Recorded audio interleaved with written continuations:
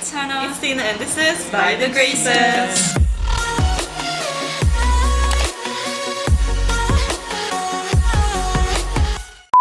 Welcome back to our channel, and for this video, we are not going to react, but we're going to do an unboxing! And we're going to unbox our very first ever SB19 merch. So as you may guys know, we live in the UAE. For merch or for anything from the Philippines is really very difficult for us, especially when it comes to the shipping. And it's really hard in general for fans if your idols do not live in the same country as you do. So it really took a lot just for this to happen, and that's why it's been so long ever since the merch has been released. But as Pablo said, pag gusto may paraan, pag ayaw may dahilan. Well, we had this church meet, like their family went for a vacation in the Philippines.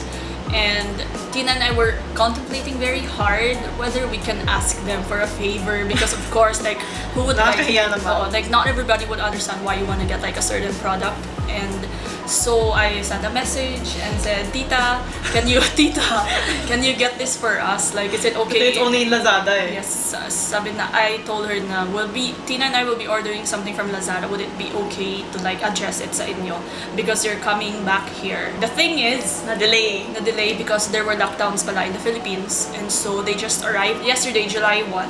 And long story short, we were really in a hurry regarding what merch we will get because their flight was few days na lang from that time. Just a disclaimer, this is not something like very big or the expensive ones or the premium merch. We just really wanted to get what we could use and yeah, what would make us at least be happy that we have SB19 merch in our hand. Ayun, thank you so much Tita and Tito for doing this for us. If you really want something and you work for it, and you do something about it, you're really gonna get it. So, ayun lang. We never even thought we're gonna have merch pa if they didn't go to the Philippines. Yes, although there are UAE 18 here, it's just that kalat yung and they live in another city, most of them, like 2 hours away from us pa. So, it's hard for us to make there's like the borders are closed, or it's difficult to enter because of the COVID like that. So without further ado, let's go and get to the unboxing video. But if you haven't yet, do click on the subscribe button, turn on the notifications bell so you'll be updated whenever we post a new video, and you can also follow us on social media. It's By the Graces or By the Graces _ on Twitter, Facebook, and Instagram. So it's here.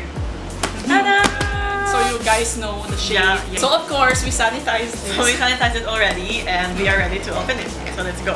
O diba, hindi ko alam kung ano una. I believe pinagsama-sama lang to in one box. Nakakahiya naman, ang daming i-order. We didn't order a lot kasi it's gonna add to their baggage, diba? Let's see what's inside the box! So the first thing that I saw is... So we got bucket hats, and then sa akin is the red one. I got the gray one. Short story though, what we really wanted was, she wanted the black one. I wanted the army green. So kaya yung white. But the thing was, when we ordered, sold out na everything except red and gray. We didn't know that they were gonna restock pa pala. So sabi ko, it's better than nothing na lang. Let's get the remaining colors. So, kasi, I got gray. At the time, akala din natin, babalik na sila dito. So nagmamadali tayo. Pero nag-delay pa pala. If we just waited a week, actually, then they restocked right after dumating yung order. So ayun. It smells like SB19. Ganito ba yung amoy? It smells like stale. Charot. So I got this. The so happy. Okay, let's read. So, legit, there's like the China Mamawal thing. It's legit, hindi siya hindi siya scam. Hindi siya counterfeit. It's legit, meron siya, they have this. The barcode. They have the barcode. Yeah, they have it. So, you know it's legit. I really like it kasi it's embroidered. It's not just printed, it's embroidered. Exactly, you can feel it. And then sa kabilang side, there's the logo. So, it's my first time to have a bucket hat because I've never had a bucket hat like my life. Ikaw lang chumili ka. Uy, kasyang-kasya siya. I thought it was gonna be big. I thought it was gonna be big. Ang kasya niya. Oh my God! Oh my God! Kinikilig ako. Ang ganda niya, guys. Ang ganda pala. At hana na nga agawan na tayo sa mirror. Wait, hindi pa ako tapos. You can wear this everywhere. Especially now na summer dito sa UAE. Although I really wanted the white or the army green. Pero yeah, it looks better than I expected. Ang ganda niya. It's so light. Is this real? Is this real? I have it in my hands. Switch. Oh, the red. So cool. Parang mas bagay sa akin yung red. Ha? Parang malaki tong gray. Malaki yung gray for me. I think it's free size, pero hindi ko mas malaki yung gray. Kasi kasya-kasya to sa akin. Ina-enjoy ka pa yung red niya. Smaller ata yung red. Let's wear it to hide our sweat. Okay. Cool. Okay, next. This one, I'm so excited for this. Did you download the app? Yes. We have the freebie fans. Okay, perfect. Kasi init na ako. Thick pala siya. I thought it was like a cardboard lang. Piling ko talaga dito lang. Oh my, nagka-playing look short at camera. I grew up in Philippines. Ang cute! Totoo talaga siya. It's so cool. Another thing pala sa Lazada, because we got this from Lazada, thank you pala sa Lazada for featuring us, our reaction video on Twitter and Facebook. Yes. We're gonna insert some pictures here, but thank you for That was featuring for nasa Lazada yan. Yeah, for featuring our reaction video. Kinilig kami. Like, we didn't even know na nandun na, but our friends tagged us in the video. Yeah, and when I saw them sa Facebook Lazada page, Next tayo pa yung thumbnail. Guys, get. We had lightstick version 1. Ganito pala yung feeling. Ganda pala yung feeling na may merch. To remove this pala. Oh, ayaw talaga siya ma-deform. My tape. Pero in fairness, it's very, well ka. Yeah. Ang ganda. Kaya perfect ng pagtanggal ko. Amoy Ito style. pala yung amoy Philippines. Amoy kamay nang nag-wrap. Ang cute niya. It looks so big though. I don't know how this works, but I think we should pull it. So, 1, 2, 3. Legit fans na tayo. I feel like a proud fan. We have like 6 na concert na yung kulang. So SB19 Beke naman. Punta kayo dito sa UAE. We have to get the light stick version too, pero parang Wala, almost na sold out pa kasi siya. we're gonna buy the baka naman may nagpapa-auction. Oh. Ay, bakit nag-o-on? Ayaw ni Mako. Okay, now we're back. I feel like an 18 na talaga. Ganito ka din namin na concert. Oo, ganito ka din. So proud. We go! What? Di na! Bala! So yeah, that was our little fangirling moment kasi we're just so happy that we finally have lightstick. Ang tagal-tagal na namin gusto magka-lightstick and magka-merch. Ang hirap kayo makakuha ng merch. It's literally, the struggle is real talaga. Because of the shipping. Yeah, the struggle is real for international fans kasi mas mahal pa yung shipping kesa sa merch. Parang I want to get more na tuloy. Oh, talaga. I'm gonna get Rad Kids to. No, you get Superior I'll Son. get Superior Son Rad merch kasi Kel is my bias. So, mag-aabang na naman kami na uuwi. Oh. Kesa it gets shipped here. Ang expensive na. Aside from unboxing, we're also going to talk about our 18th anniversary. A couple months ago, it marked our first year since we started supporting SB19. That's why this video is also special kasi syempre it took us a year to actually have official merch. Diba? I just wanna let you guys know that it's not about the merch, it's not about how many concerts you've been to, it's not even about paying for anything that will make you a fan or basta hindi to nasa sukat ang pagiging fan. It's about your support talaga to them. Just being there in general for them. We're very proud of what SB19 has achieved. It just happened right before our eyes. There's been a lot of changes in the fandom as well. Like the people who used to be there aren't here anymore. And we're grateful that we're still here. Yeah, we a lot made has it through happened. the quarantine era. That era, you know what I'm talking about if you were there. We're very happy that SB19's been getting a lot of attention from the public. Their songs are getting known in different parts of the world. A lot has changed since the time now we started supporting them. Like, we can now see that they've really grown as musicians, as artists, especially si Pablo. He's really improved so much. It's always been there, but now they're given more chances to showcase it. And now we see talaga their talent in its full glory, and we're just so proud. We feel like proud mothers na. Instead of fans, parang proud mothers na tayo. It's like watching a child grow. Parang ito din yung napag-uusapan namin in the GDMs. As fans, we've grown from the phase of like kilig-kilig to something like more healthy fangirling that I actually appreciate their musicality now.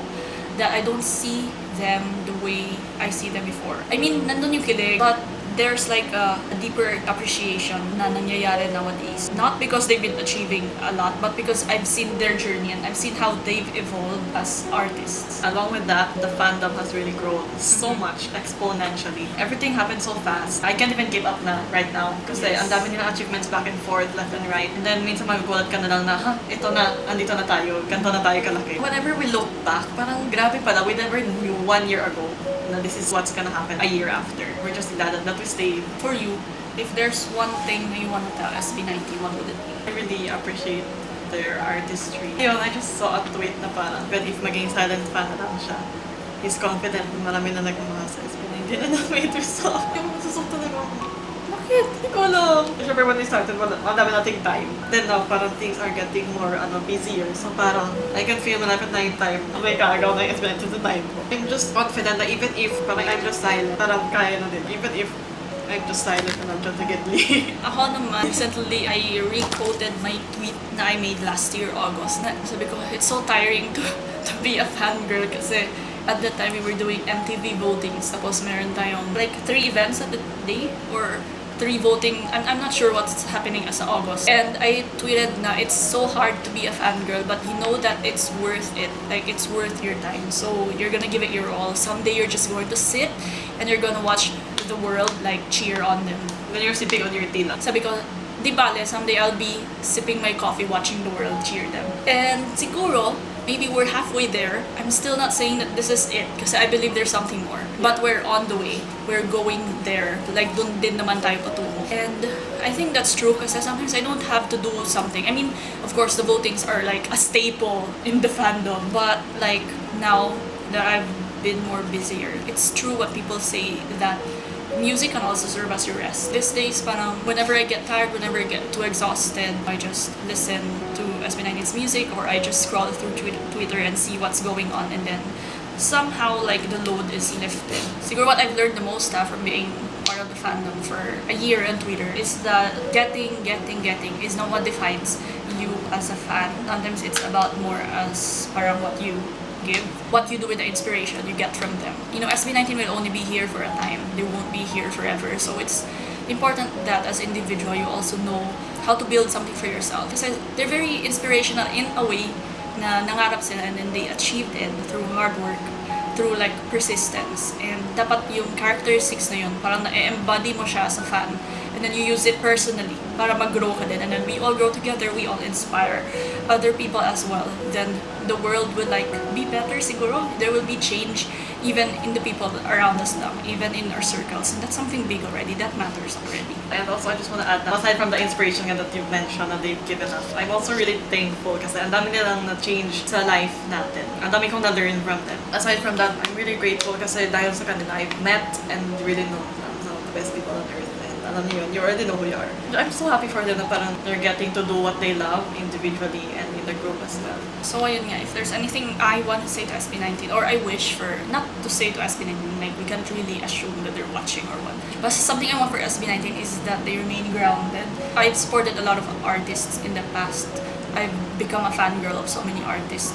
And then, after that phase, doon mo lang ma-realize, doon lang nila inaamin after na, oh no, we were opposite pala ng nakikita mo or ng pinapakita nila. So for SB19, like, I have no doubts about them, but since I don't know them personally, I hope and I wish that they remain grounded, that they remain respectful to the people around them, that they remain passionate for their pursuit in life. Kasi siguro, that's what will make them better people. Yeah, I think that's the end of this video. And of course, this is also another part of Quantum Fangirls. This is part 2 of Quantum Fangirl because a lot of you liked our first one. Like the 2020 with 2020 year end with SB19. So this is part 2 of our Quantum Fangirl. And you guys as a fan, if you have been there last year, like what changes, what positive changes have you seen? And how are you as a fangirl or as a fanboy now? Like, are you more like a silent fan or are you more into like the hype one? Share with us your stories. It's #QuantumFangirl or on Twitter. #QuantumFanboy. #QuantumFanboy, and then just share your stories. And tag us. You know, a lot of people like reading stories like that kasi sometimes they're in different points in their life and sometimes it's your stories that will inspire them also or will light up like or will change their perspective. So feel free to share it on Twitter with us. And also thank you to all of you who have been there with us from the very start of our journey as fangirls. Like, you're also a part of our fangirling journey and we wouldn't forget any of that. I think this is the end of the video. We're just really happy that we have our merch finally. Yes, we're so happy, but I feel like a real 18. There's a lot more that we could say, but for now, that's it. To more merch. Mag-iipon pa ako. Now I feel more inspired. This is just the beginning. To Rad Kids merch and to Superior Song merch. We're gonna get that. Anyway, guys, thank you for staying until this far. If you haven't subscribed yet, do click on the subscribe button, turn on the post notifications bell, so you'll be updated whenever we post a new video. It keeps on lighting. And you can also follow us on social media. It's by the Graces or by the Graces _. Yeah, leave a like, leave a comment. Make sure you comment with your #QuantumFangirl or #QuantumFanboy and your stories about being a fan or being part of the fandom, your favorite part. You know, you get it. We just want to read your stories. Also tag us on Twitter. Thank you for staying until this far. This was By the Graces. Bye!